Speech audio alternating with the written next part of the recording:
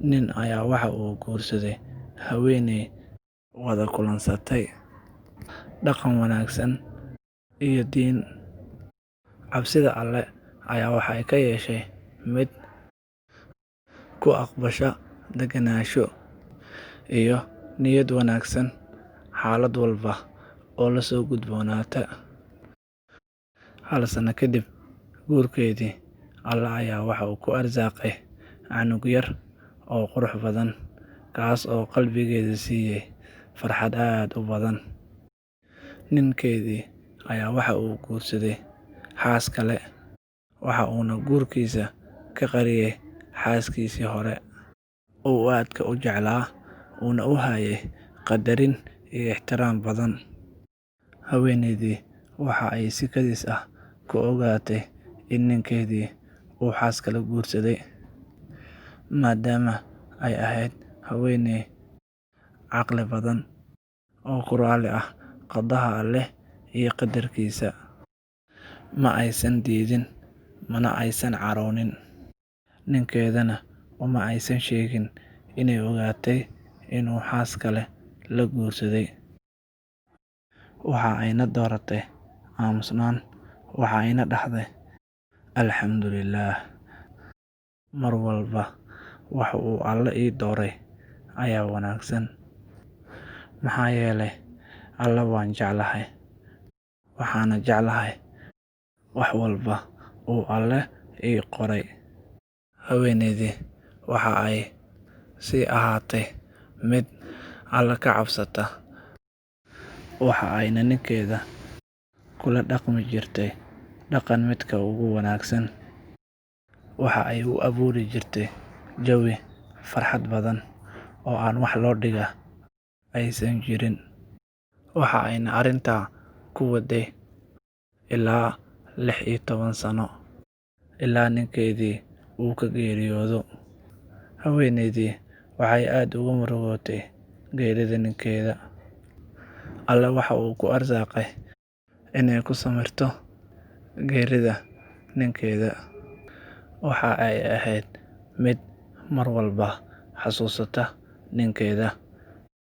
Eheladii iyo dadkii tacsida yimaaday oo dhan hortooda ayay aad ugu ilmeysay.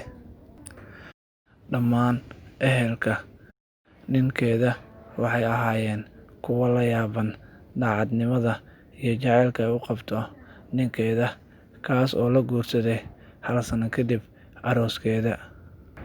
Markii ay soo idlaatay 3 maalin ee tacsida, waxaa la kulmay ehelka ninkii qabay si ay ugu sheegaan in wiilkooda uu qabay xaas kale.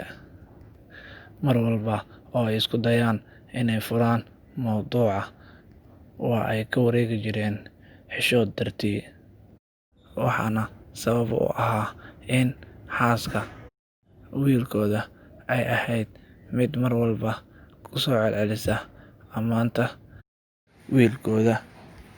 Haweeneydu waxay ahayd mid og waxa ay soo wadaan qoyska ninkeeda geeriyooday. Wax yar kadib, waxaa arrintii furay aabbaha dhalay wiilka dhintay. Waxa uuna ku dhahay gabadha uu qabay wiilkiisa, gabadhaydii, waxaa jirta arrin aan doonayo inaan kaala hadlo. Waxaan rajeynayaa inaad i fahmi doonto, adiga oo aan caroonin, oo wax mushkilad ah aanan nagu furin.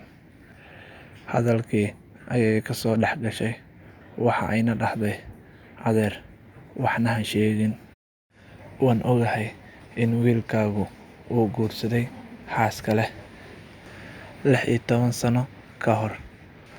Aabbihii waxa uu ku jawaabay asagoo yaaban, oo ma intaa oo dhan ayaad ogeyd adigoo cidna aanan u sheegin? Alla maxaa tahay gabadh wanaagsan.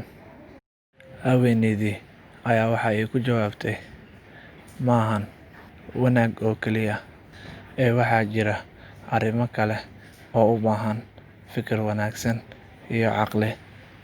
Waana midda tan aan kula dhaqmay wiilkaaga. Haddii aan u sheegi lahaa wixii aan ogaaday oo aan caroon lahaa, waxaa nolosheena ka dhigi lahaa mid xumaata oo buuq iyo murugo joogto ah leh. Wuxuuna noqon lahaa mid inoo qaybiya waqtigiisa iyo hantidiisa, aniga iyo xaaskiisa kale. Haddii aan ka xanaajiyo ama aan ku qayliyo, waa uu iga tagi lahaa, ayada ayuuna aadi lahaa. Markii aan adeegsaday caqligayga oo aan ka qariyay inuu xaas kale leeyahay, aan ogahay, waxaa ii suura gashay inaan helo masruufkayga iyo habeen walba inuu aniga ii soo hoydo. Taas waxaaba ii dheeraa inuu mar walba i siin jiray naxariis iyo jacayl gooni ah, ilaa heer aan gaaray inuu shaki iga galo inuu xaas kale qabay, anigoo og 16 sano ee aan isqabnay asagoo xaas kale qaba. Waxa uu igula dhaqmi jiray sida inaan ahay boqorad oo kale. Intaas ka badan maxaan rabay? Aabbihii ayaa waxa uu dhahay, asagoo weli wejigiisu ka muuqdo yaabkii, "Allah, maxaa tahay qof iimaan leh oo caqli badan."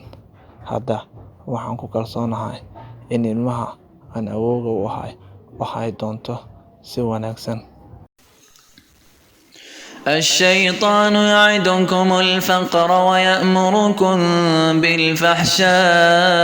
بالفحشاء والله يعدكم مغفرة منه وفضلا والله واسع عليم يؤتي الحكمة من يشاء ومن يؤت الحكمة فقد أوتي خيرا كثيرا وما يذكر إلا أولو الألباب. haddaba daawade haddii aad ka heshay muuqaalkan, fadlan subscribe saar si aan u soo badino muuqaalada noocan oo kale ah. Mahadsanid.